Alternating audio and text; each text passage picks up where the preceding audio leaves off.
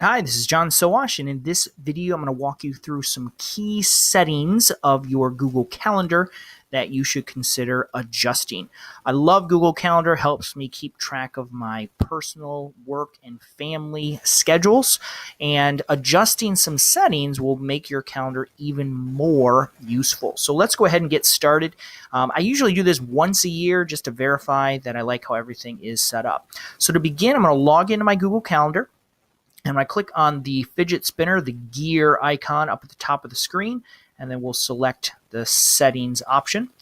And we're going to look at two different areas here. The first is we're going to look at our general calendar settings. That's where you'll end up.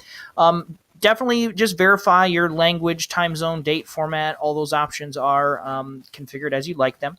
But I'm going to scroll down a little bit to the event settings. The first one that I would recommend taking a look at are the default guest permissions. So when you invite someone to an event, they will, by default, have the ability to do these things.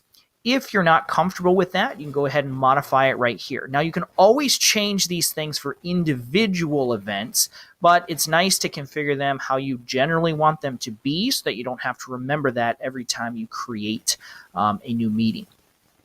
Well, also, I would recommend taking a look at the option below that, which talks about invitations. So when you receive an invitation, do you want that invitation to be automatically added to Google Calendar? Now, you'll get the email that tells you about the event, and you'll have the ability to say yes, no, or maybe.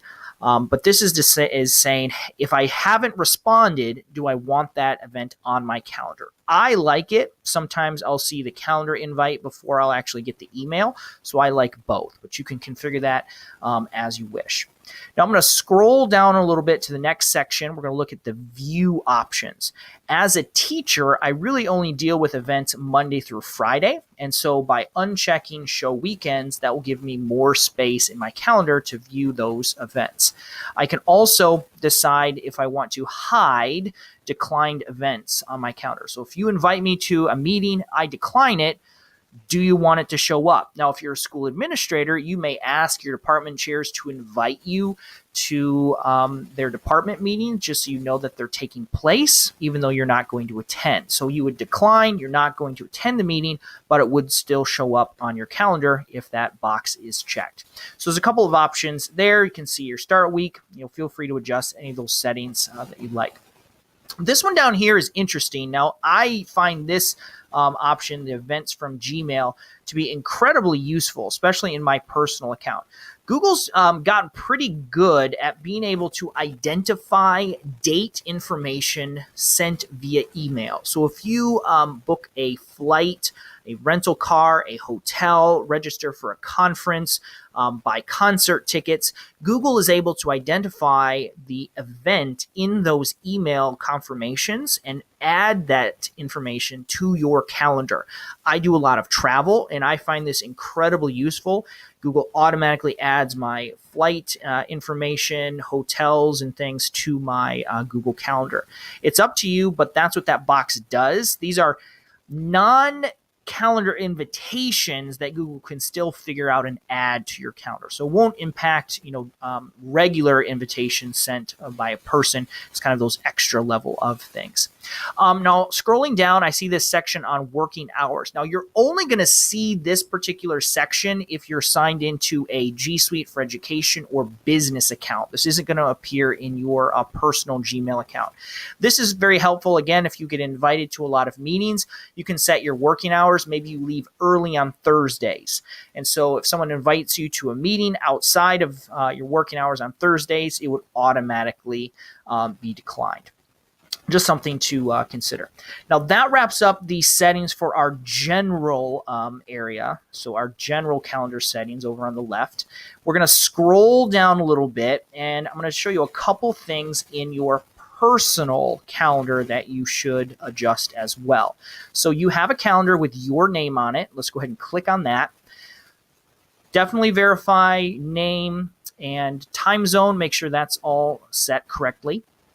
But this is an area where you may be a little surprised by the settings that are currently enabled.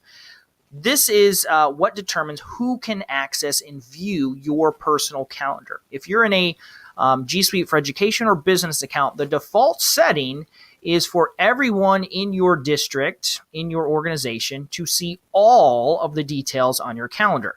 Most people are not comfortable with that. That would theoretically allow any student within your school district to see where you are, what you're doing at any given time. If you don't want that to occur, you can just change the drop down to see only free busy information. That's what I would recommend. Someone can look at your calendar, but it's just going to say busy. It's not going to say where you are or what you're doing.